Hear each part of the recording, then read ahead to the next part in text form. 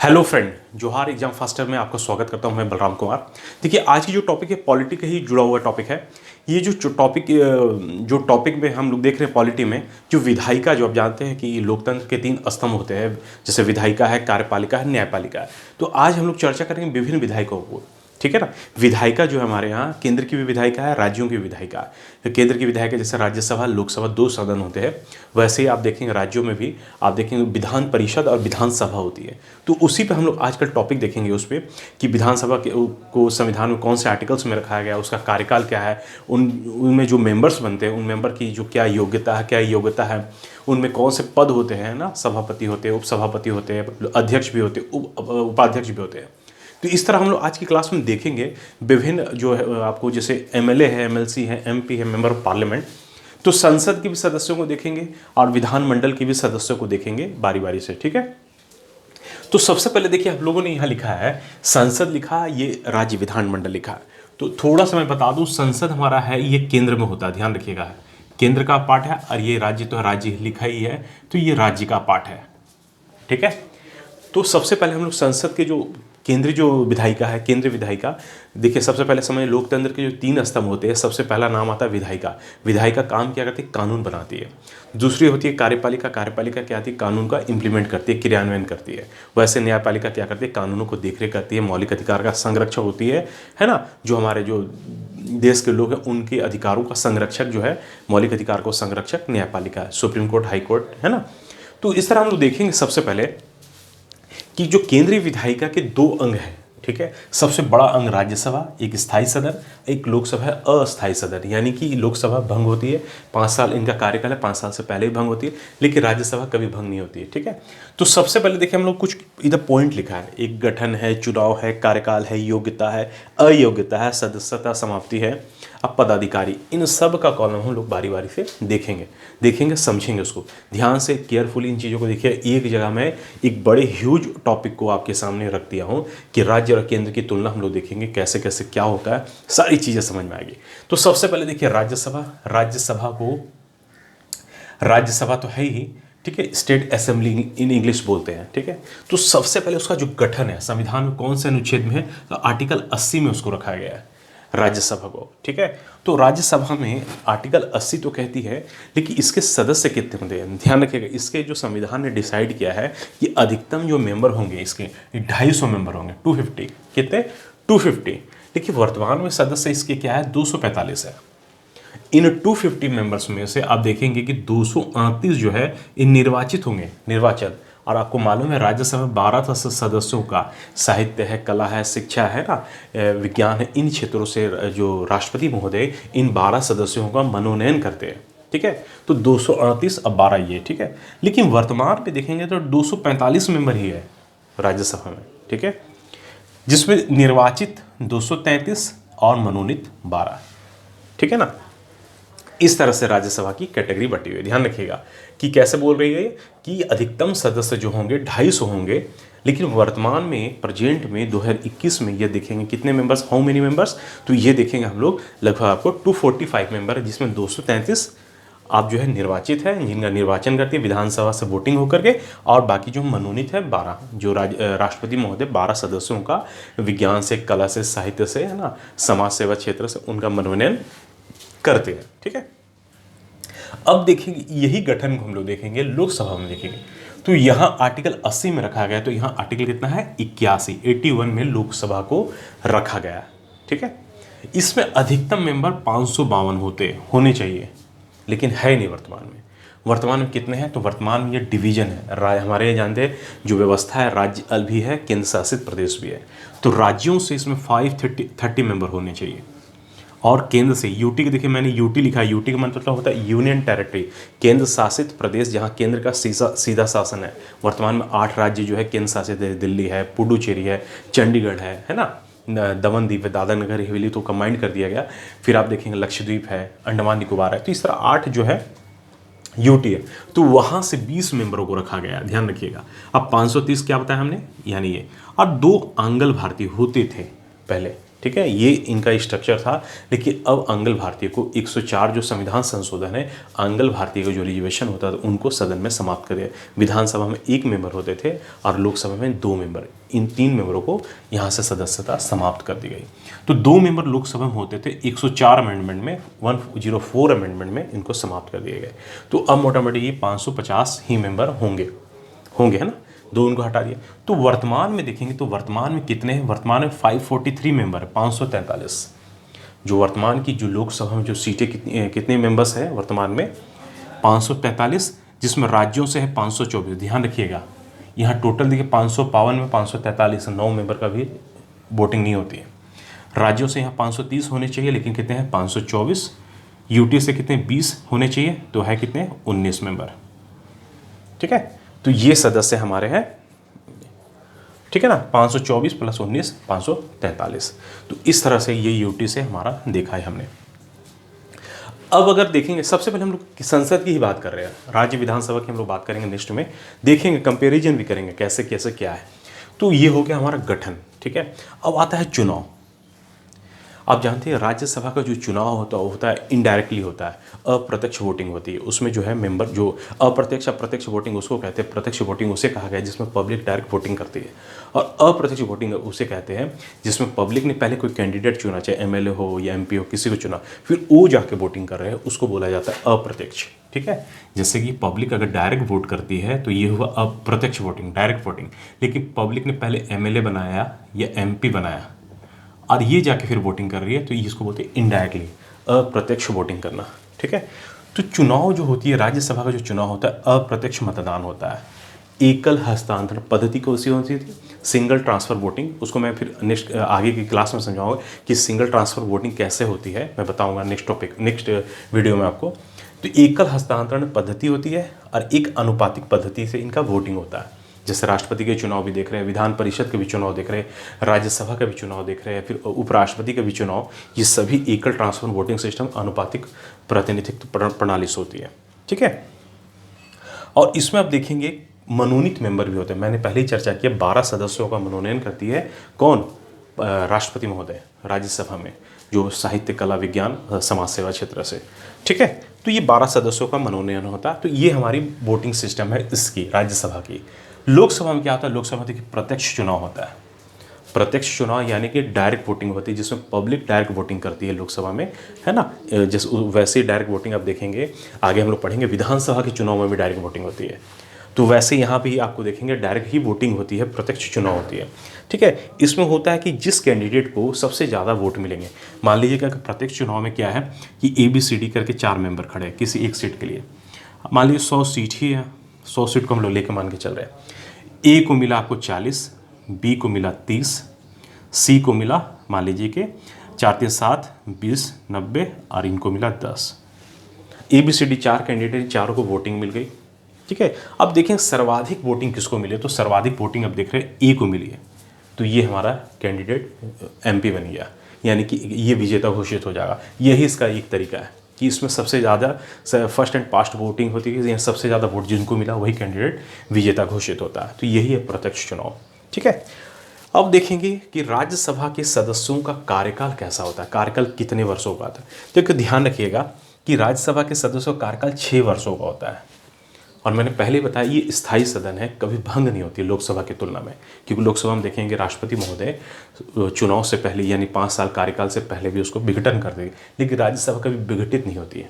ठीक है, तो एक स्थायी सदन है ना। तो कार्यकाल 6 वर्षों का होता है, लेकिन इसके सदस्य रिटायर्ड तो होते नहीं है, हर 2 सालों पे लगभग आपको इनके सदस्य 2/3 मेंबर इनके बदले जाते हैं, नहीं फिर वोटिंग होती है। 6 वर्षों का कार्यकाल। अब देखेंगे लोकसभा में क्या होता है, लोकसभा में कार्यकाल 5 वर्षों का, राज्यसभा में कार्यकाल 6 वर्षों का, लोकसभा में कार्यकाल 5 वर्षों का। और एक अस्थायी यानी टेम्पररी सदन, यानी कि राष्ट्रपति महोदय समय से पहले यानी 5 साल से पहले भी उसको विघटित कर सकते हैं, समाप्त कर सकते हैं, खत्म कर सकते हैं। ठीक है, फिर नई चुनाव होगी, फिर नए सदस्य बनेंगे। ठीक है, अब देखेंगे योग्यता। देखिए योग्यता बड़ा सुंदर एक इसमें है, जिसको अर्हता भी बोलते हैं। एलिजिबिलिटी क्या है राज्यसभा में, जिसके राज्यसभा देखिए संसद में दोनों को MP ही बोला गया, मेंबर ऑफ पार्लियामेंट है, कि उस संसद के 2 सदन है, राज्यसभा लोकसभा। ठीक है। तो इसमें क्या होता है कि इनमें योग्यता की एक पहला योग्यता रखी है इनकी कि भारत का नागरिक हो। फर्स्ट योग्यता बनती है कि भारत का नागरिक हो। दूसरा, पागल और दिवालिया ना हो, किसी लाभ के पद पर हो। ये योग्यता तो कॉमन है, सभी जितने संवैधानिक पद हमारे यहाँ सभी इसमें होंगे। लेकिन इसमें एक उम्र का बाउंडेशन है। देखिए, न्यूनतम उम्र है, जितने पद आप देख रहे हैं यहाँ न्यूनतम उम्र की बाउंडेशन है, अधिकतम उम्र की कोई बाउंडेशन नहीं है। ध्यान रखिएगा कि न्यूनतम उम्र राज्यसभा मेंबर बनने के लिए लगभग 30 एज चाहिए, यानी 30 वर्षों की आयु कम से कम। भारत का नागरिक हो, ये बताया मैंने, पागल और दिवालिया ना हो और लाभ के पद पर ना हो। ठीक है, उम्र कितनी चाहिए? 30 वर्ष। अगर लोकसभा में देखेंगे तो लोकसभा में उम्र चाहिए 25 वर्ष, राज्यसभा में 30 वर्ष, लोकसभा में 25 वर्ष, जैसे विधानसभा में भी देखेंगे 25 वर्ष, लेकिन विधान परिषद में भी देखेंगे 30 वर्ष। ठीक है, यानी राज्यसभा और विधान परिषद की जो एज है एकदम बराबर है, 30। ठीक है, भारत का नागरिक हो, इसमें भी है ना, पागल और दिवालिया ना हो, ठीक है, किसी लाभ के पद पर ना हो। ठीक है, अब देखिए अयोग्यता क्या है राज्यसभा मेंबर बनने के लिए? अयोग्यता माने निरर्हता जिसको बोला गया है। ठीक है, यानी अगर ये सारे चीज़ जो योग्यता में हम लोग जो चीज़ों को देख रहे हैं, अगर उनको फॉलो नहीं करते तो उनकी अयोग्यता, यानी कि पागल और दिवालिया हो रहे हो या लाभ के पद पे हो और उम्र अगर फुलफिल नहीं कर रहा है तो उनको पद से हटाया जाए। और एक और चीज़ जोड़ लीजिएगा, भ्रष्टाचार या अपराध, किसी हायर कोई इकोनॉमिक कोई भ्रष्टाचार में लिप्त है, कोई ऐसे जो संगीन अपराध में लिप्त है ना। और एक और कंडीशन है कि अयोग्यता में कि भ्रष्टाचार तो है ही, तो वैसे ही इसमें भी आप देख लीजिएगा, इसमें भी भ्रष्टाचार है अयोग्यता में जो लोकसभा में है। कि आपको देखेंगे कि दल बदल के आधार पर, जानते हैं कि 52वां संविधान संशोधन लाया गया था, जो अनुसूचित 10 में जो दल बदल कानून है कि आप जिस पार्टी के मेंबर है उस पार्टी को वोट ना देके दूसरी किसी विपक्ष पार्टी को वोट देते हैं सदन में, तो आपकी दल जो है सदस्यता समाप्त हो जाएगी। ठीक है, आप जिस पार्टी के हैं सदन में उसी पार्टी को वोट करनी है। तो यही दल बदल कानून था। ठीक है, तो अयोग्यता में मैंने देखा कि पागल और दिवालिया हो रहे हो, लाभ के पद पर हो, और तीसरा है भ्रष्टाचार या अपराध हो।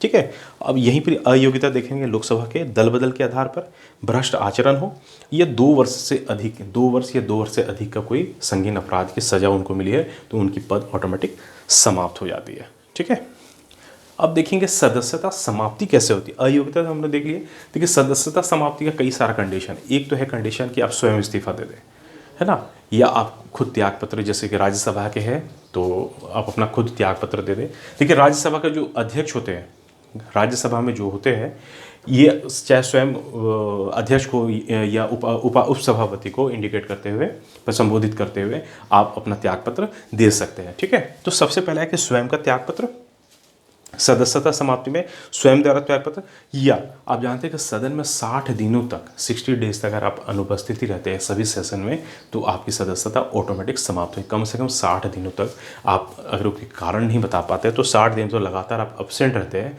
तो आपकी सदस्यता ऑटोमेटिक समाप्त हो जाएगी। ठीक है, लोकसभा में क्या है, इसमें भी वही चीज़ है, इस्तीफा दे, अपना स्वयं का इस्तीफा दे दे आप। ठीक है, अध्यक्ष को संबोधित करते हुए। दूसरा क्या है, 60 दिनों तक अनुपस्थिति हो, या फिर तीसरा कंडीशन है कि आप किसी बड़े पद पे आपकी नियुक्ति हो जाए, जैसे राष्ट्रपति, उपराष्ट्रपति या राज्यपाल के पद पे, तो ऑटोमेटिक वो सीट खाली हो जाएगी, तो एक तरह से सीट आपका खाली माना जाएगा।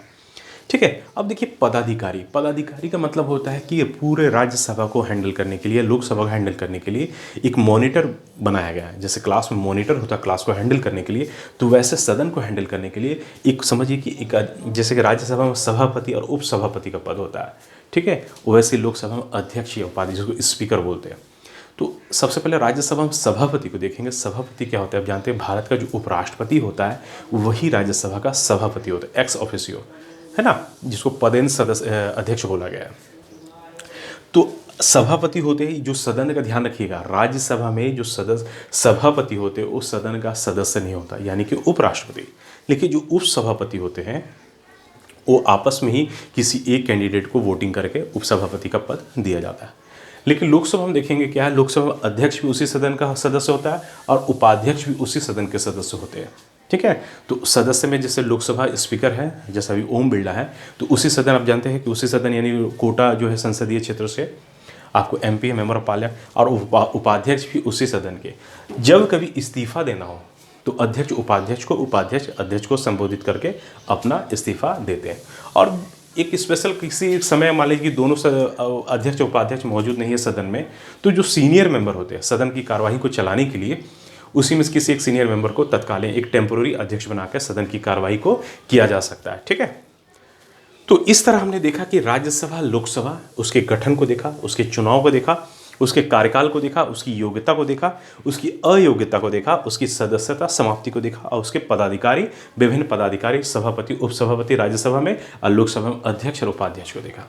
अब देखिए हम लोग जाते हैं राज्यों की तरफ। तो राज्य में भी जानते हैं कि राज्य विधानमंडल के अगर अंग पूछा जाए तो 3 है। वैसे संसद के ध्यान रखिएगा, अंग पूछा जाए 3 अंग है, लेकिन सदन पूछा जाए 2। अगर अंग पूछा जा रहा है मतलब 2 सदन तो है ही, राज्यसभा, लोकसभा और तीसरा है राष्ट्रपति। बिल्कुल राष्ट्रपति यहाँ से सीधा सीधी जोड़ते हैं। ठीक है, तो अगर पूछा जाए अंग कितने प्रकार के संसद के अंग है, संसद के अंग है 3।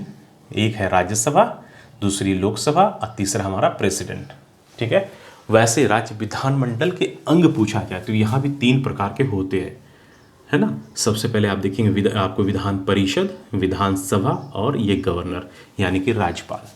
लेकिन अगर पूछा जाए सदन कितने होने चाहिए तो सदन हमेशा 2 होते हैं, हमेशा नहीं, लेकिन भारत के कई राज्यों में, जो 6 राज्यों में ही आप देखेंगे विधान परिषद, जो भारत में आप देखेंगे 6 राज्यों में ही है, 6 राज्यों में ही विधान परिषद। जैसे यूपी, इसको ऐसे याद कर लीजिए, अगर भारत का अगर मैप आप इमेज कर पा रहे हैं तो इन मैप में याद कीजिए, यूपी का पड़ोसी कौन है, बिहार। ठीक है, महाराष्ट्र का पड़ोसी कौन है, कर्नाटक। आंध्र प्रदेश का पड़ोसी कौन है, आंध्र प्रदेश का पड़ोसी कौन है, तेलंगाना। ठीक है, ऐसे करके याद कर लीजिए। भारत में वर्तमान में 6 राज्यों में विधान परिषद है, यानी कि राज्य की जो ऊंचा जो सदन है इन 6 राज्यों में, यानी कि पहला यूपी, यूपी का पड़ोसी बिहार, उत्तर प्रदेश, बिहार। दूसरा महाराष्ट्र का पड़ोसी कर्नाटक, यानी महाराष्ट्र, कर्नाटक। और नेक्स्ट है आपको आंध्र प्रदेश, तेलंगाना। इन 6 राज्यों में है। ठीक है, अब देखिए हम लोग राज्य विधानमंडल में भी एक साइड लिखे विधान परिषद, एक साइड लिखे विधानसभा।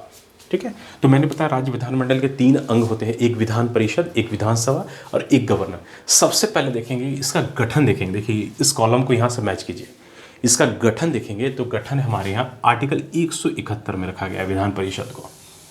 ठीक है, इसमें देखिए न्यूनतम मेंबर डिसाइड है, न्यूनतम मेंबर 40 होने चाहिए और अधिकतम की चर्चा है कि विधानसभा की जितनी सीटें उसका 1/3, जो विधानसभा की जो सीटें है उसका 1/3 मेंबर विधान परिषद लेके बना सकते हैं। लेकिन ये राज्यों की इच्छा, आप देखेंगे भारत के सभी राज्यों में नहीं है।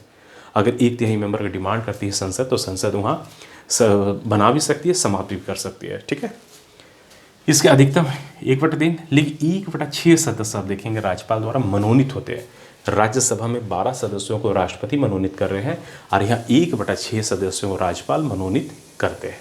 ठीक है, तो ये हो गया विधान परिषद का गठन। अब देखेंगे विधानसभा की तरफ गठन देखेंगे तो विधानसभा के जो गठन है आर्टिकल 170 में। ठीक है, उसके बाद इसके अधिकतम जो होते हैं 500 मेंबर होते हैं, मिनिमम जो होते हैं 60 होते हैं। विधानसभा में अधिकतम 500 हो सकते हैं और न्यूनतम 60, उससे कम नहीं। लेकिन भारत में अपवाद में 2 राज्य है, जैसे गोवा में देखेंगे 40 ही मेंबर है और सिक्किम में देखेंगे 32।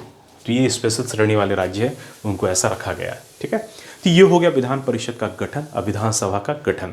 अब देखेंगे जो नेक्स्ट पॉइंट है विधानसभा का चुनाव, विधान परिषद का चुनाव और विधान सभा का चुनाव। तो विधान परिषद का चुनाव देखेंगे, जानते हैं यहाँ भी इनडायरेक्ट वोटिंग होती है, अप्रत्यक्ष, जैसा हम लोगों ने राज्यसभा में देखा। ठीक है, और वही तरीका है एकल हस्तांतरण अनुपातिक मत पद्धति, जैसा राज्यसभा में हम लोग देख रहे थे। ठीक है, और विधानसभा में जो वोटिंग है, विधानसभा में जो वोटिंग है वो डायरेक्ट वोटिंग होगी, जैसा हम लोगों ने लोकसभा में। विधानसभा से तुलना कीजिए लोकसभा की, विधान परिषद की थोड़ी सी तुलना होती है, राज्य पूरी तो होती नहीं है ना, खासकर इनके जो वोटिंग सिस्टम है उस तरीके से। नेक्स्ट देखिए इसका कार्यकाल को हम लोग देखेंगे, विधान परिषद के सदस्यों का कार्यकाल। ठीक है, विधान परिषद के सदस्यों को MLC बोला गया है, मेंबर ऑफ लेजिस्लेटिव काउंसिलर, और इनको MLA बोला गया, ध्यान रखिएगा, MLA member of legislative assembly. तो इनका जो कार्यकाल है ये 6 वर्षों का राज्यसभा की तुलना में, और ये भी स्थायी सदन है राज्यसभा की तरह। वैसे देखिए जो विधानसभा है ये 5 वर्षों का कार्यकाल है, लेकिन ये अस्थायी सदन यानी कि राज्यपाल जो है समय से पहले 5 वर्ष से पहले इसका विघटन कर सकती है। ठीक है, अब देखेंगे योग्यता क्या है कि इसकी जो विधान परिषद के सदस्यों की योग्यता को हम देखेंगे तो सबसे पहला योग्यता है कि जितने संवैधानिक पद है भारत में, पहली योग्यता हमने पहले बताया कि भारत का नागरिक हो। दूसरी बात उम्र की चर्चा, देखिए उम्र यहाँ भी 30 वर्ष है राज्यसभा की तुलना में। और उसी राज्य का पंजीकृत वोटर हो, यानी कि उसी राज्य में उसके वोटर लिस्ट में उसका नाम हो जिस राज्य से ये कैंडिडेट उनको बनाया जा रहा है। ठीक है, ये एक कंडीशन रखा गया है। वैसे अब देखेंगे विधानसभा में ये भी भारत का नागरिक हो और उम्र यहाँ 25 वर्ष, मिनिमम 25 साल, मैक्सिमम की कोई चर्चा नहीं। ठीक है, और यहाँ जो पंजीकृत मतदाता ये भी अपने राज्यों में हो तो वहाँ से उनको टिकट मिल सकती है, टिकट देती है पार्टी। ठीक है, ये हो गई योग्यता। अब देखिए अयोग्यता क्या है, तो अयोग्यता वही है, ठीक है, जैसे लाभ के पद पर हो, अगर लाभ के पद पर होते हैं पागल या दिवालिया हो, है ना, या 10वीं अनुसूची में इनका नाम आ जाता हो, तो 10वीं अनुसूची का कानून इन पर लगता हो तो ये पद ऑटोमेटिक ये अयोग्य हो जाएंगे। ठीक है, वैसे इसमें भी विधानसभा में लाभ के पद हो, पागल दिवालिया हो, 10वीं अनुसूची में इनका नाम आ जाए तो ये पद खाली हो जाता है। ठीक है, अब देखिए अयोग्यता क्या है। अयोग्यता तो मैंने बता दिया। ठीक है, अयोग्यता हो गई। अब देखिए सदस्यता समाप्ति। सदस्य की समाप्ति विधान परिषद या एमएलसी का जो सदस्य की समाप्ति कैसे होगी, तो एक पहला कंडीशन कि वो स्वयं इस्तीफा दे दे, जैसे राज्यसभा लोकसभा हमने देखा, भ्रष्ट आचरण कोई अपराध में फंस जाते हैं। तीसरा कंडीशन 2 वर्ष या 2 वर्ष से अधिक की जो अगर सजा हो जाती है। ठीक है, और वैसे इसमें भी है, विधानसभा में भी है कि त्यागपत्र स्वयं त्यागपत्र दे, या 60 दिनों तक अगर वो सदन में उनकी हाजिरी या अनुपस्थिति रहती है ना, तो उनका पद समाप्त होता है। या फिर अन्य पद पर जाने से, जैसे राज्यपाल बन गए या राष्ट्रपति बन गए, उपराष्ट्रपति बन गए या मेंबर ऑफ पार्लियामेंट बन गए, तो ऑटोमेटिक उस पद को खाली कर दिया जाता है। तो ये हो गए उनकी पद की समाप्ति, ऑटोमेटिक पद जो है समाप्त हो जाएगा, यानी उनकी सदस्यता की समाप्ति। अब देखिए पदाधिकारी जानते हैं, जैसे मैंने राज्यसभा और लोकसभा में बताया, वैसे विधान परिषद में भी सभापति उपसभापति होते हैं राज्यसभा की तुलना में, लेकिन थोड़ा सा अंतर है। आपको याद होगा मैंने पहले बताया कि विधान परिषद के जो राज्यसभा के जो सभापति होते हैं उस सदन के सदस्य नहीं होते, उपसभापति होते हैं। लेकिन यहाँ उल्टा है, यहाँ क्या है, यहाँ सभापति या उपसभापति दोनों उसी के सदस्य होने चाहिए, बाहर के लोग बनाते नहीं है। ठीक है, तो यानी कि दोनों मेंबर इनके सदस्य खुद होते हैं। और लोकसभा में भी ऐसे ही, विधानसभा में भी ऐसे ही अध्यक्ष और उपाध्यक्ष दोनों उसी सदन के सदस्य होते हैं। और जब कभी इस्तीफा हो तो, या कभी अध्यक्ष नहीं है, अनुपस्थित है, तो उपाध्यक्ष अध्यक्ष की भूमिका निभाते हैं। वैसे सभापति नहीं है तो उपसभापति, या फिर त्यागपत्र भी देना तो एक दूसरे को संबोधित करके लोग अपना त्यागपत्र देते हैं। तो इस तरह आज की क्लास में हमने देखा कि संसद के 2 अंग जो है, जो 2 सदन है, राज्यसभा लोकसभा।